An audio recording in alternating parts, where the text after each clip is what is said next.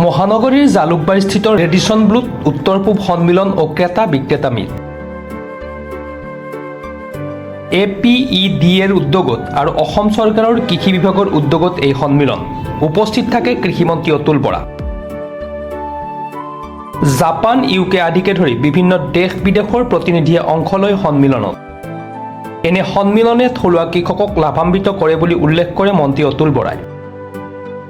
দেশ বিদেশৰ প্ৰতিনিধিবৰ্গৰ উপস্থিতিয়ে সামগ্ৰী ৰপ্তানিৰ ক্ষেত্ৰত এক নতুন গতি দিব। 2022-23 বৰ্ষত 4,000 কোটি টকাৰ সামগ্ৰী ৰপ্তানি হোৱাৰ কথা উল্লেখ কৰে মন্ত্ৰীগৰাকীয়ে। ইফালে এই সন্মিলনত অসমত উৎপাদিত বিভিন্ন সামগ্ৰী বহিৰাষ্ট্ৰৰ প্ৰতিনিধিৰ সন্মুখত প্ৰদৰ্শন কৰা হয়। কনক্লেভ কাম বায়াৰ্ছ এণ্ড সেলাৰ্ছ মিট এখন ইয়াত অনুষ্ঠিত হৈছে। এপিডাই অনুষ্ঠিত কৰিছে, অসম গভৰ্ণমেণ্টেও কৃষি বিভাগে ইয়াত সহযোগিতা আগবঢ়াইছে আৰু ইয়াত যথেষ্ট সংখ্যক এক্সপৰ্টাৰ আহিছে। আমাৰ দেশৰো আছে আৰু বিদেশৰো আছে। লেবাননৰ পাইছোঁ, UKৰ পাইছোঁ, জাপানৰ পাইছোঁ আৰু তেখেতসকলে এফালে কৈছে যে খুব কম দিনৰ ভিতৰতে এটা ইয়াতকৈ ডাঙৰ পৰিসৰত এখন তেওঁলোকে এনেধৰণৰ বায়াৰ্ছ এণ্ড সেলাৰ্ছ পাতিব। চাওক, অসমৰ খেতিয়কে পূৰ্বতে কেতিয়াও অসমৰ উৎপাদিত ফচল বাহিৰলৈকে পঠাব এনেকুৱা কল্পনা কৰা নাছিল, কিন্তু আজি বাস্তৱ হৈছে। 2022-23 বৰ্ষত 4,000 crores প্ৰডাক্ট অসমৰ বাহিৰলৈ পঠাইছে। তাৰে টিও আছে 1800 কোটি টকা মানৰ টি, বাকীবিলাক হৈছে অন্যান্য horti product, red rice, black rice, অন্যান্যখিনি আছে।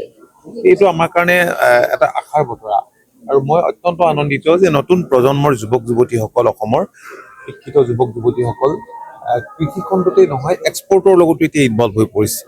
কিন্তু এতিয়া বহুতে এটা কথা কৈছে যে বাহিৰৰ পৰা যিসকল আহিছে ইয়ালৈ এক্সপৰ্টাৰ, ইয়াত লজিষ্টিকৰ প্ৰব্লেম আছে, কিন্তু লজিষ্টিকৰ ছাপৰ্ট দিওঁতেও ইয়াত ওলাইছে, তেখেতসকলো আহিছে।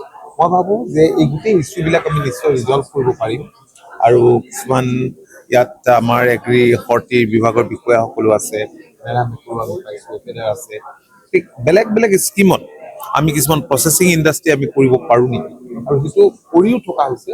তেওঁলোকক আজি ইনফৰমেশ্যনখিনি দিয়া হৈছে।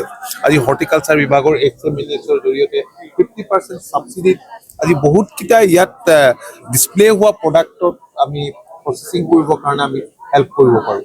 গতিকে এনেধৰণৰ বায়াৰ্ছ সেলাৰ্ছ মিটৰ পৰা নিশ্চয় অসমবাসী উপকৃত হ'ব। পূজা দাসৰ ৰিপৰ্ট, প্ৰাতঃ টাইম ডিজিটেল। অসমৰ সংবাদ জগতখনৰ বাবে এক সুখৰ খবৰ। আপোচবিহীন ৰাইজৰ কণ্ঠ সাপ্তাহিক কবচ পুনৰ এবাৰ অসমৰ ৰাইজৰ মাজলৈ।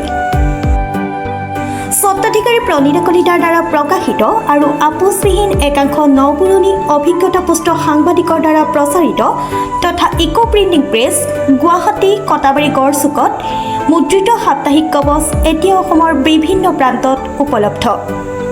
আমাৰ ঠিকনা মুখ্য কাৰ্যালয় অসম ফৰেষ্ট স্কুল, হৰি মন্দিৰ পথ, গুৱাহাটী আৰু উপ কাৰ্যালয় কলিতা মাৰ্কেট, বিজয়নগৰ, কামৰূপ, অসম।